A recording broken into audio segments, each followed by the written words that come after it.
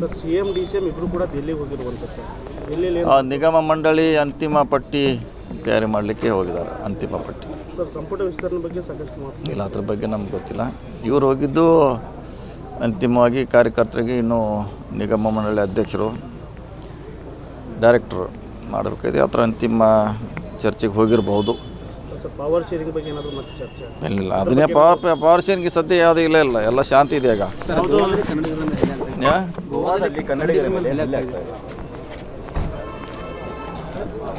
ಯಾವಾಗ ಆಗಿದ್ರೆ ಕಾರ್ಮಿಕರನ್ನು ಹೊಡೆದಿದ್ದಾರೆ ಸರ್.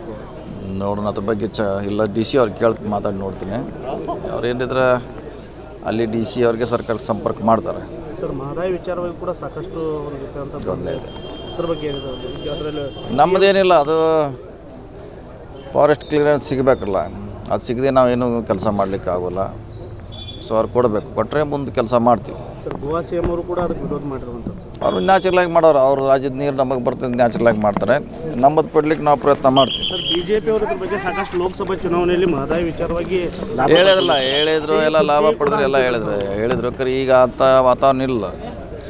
BJP ಅವ್ರು ಹೇಳೋದೊಂದು ಮಾಡ್ತಾರೆ, ಆಮ್ಯಾಗ ಅಧಿಕಾರ ಇದ್ದಾಗ ಒಂಥರ ಮಾಡ್ತಾರೆ, ಇಲ್ಲಾಗ ಒಂಥರ ಮಾಡ್ತಾರೆ.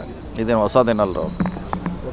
ಓಕೆ ಹೇಳ್ತಾರಲ್ಲ, ಹೊಸದಿಲ್ಲ ಐತ್ರಿ ಅವ್ರದ್ದು.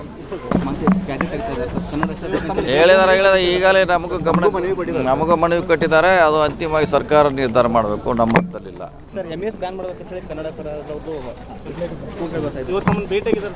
ಇವತ್ತಲ್ಲ ಮೊನ್ನೆ ಭೇಟಿಯಾಗಿದ್ದಾರೆ. ಅವರು ಇದನ್ನ ಮನವಿ ಕೊಟ್ಟಿದ್ದಾರೆ, ಅದು ಸರ್ಕಾರ ಮಟ್ಟದಲ್ಲಿ ತೀರ್ಮಾನ ಮಾಡಬೇಕು, ನಮ್ಮ ಮಟ್ಟದಲ್ಲಿ ಆಗೋಲ್ಲ. ಸರ್ ಕನ್ನಡದ ಜೊತೆಗೆ ಮರಾಠಿ ಸಂಖ್ಯೆ ಬಳಸಬೇಕಂತ ಹೇಳಿ ಅವ್ರು ಮನವಿ ಮಾಡಿದ್ದಾರೆ ಸರ್. ತಾವೇನಾದರೂ ಸೂಚನೆ ಕೊಟ್ಟಿದ್ದಾರೆ ಸರ್? ಇಲ್ಲ, ಹಂಗೆ ಪ್ರಶ್ನೆ ಇಲ್ಲ. ಅದು ಸರ್ಕಾರ ಮಟ್ಟದಲ್ಲಿ, ನಮ್ಮ ಹಂತದಲ್ಲಿ ಇಲ್ಲ, ಅದು ಸರ್ಕಾರ ನಿರ್ಧಾರ ಮಾಡಬೇಕು. ಓಕೆ.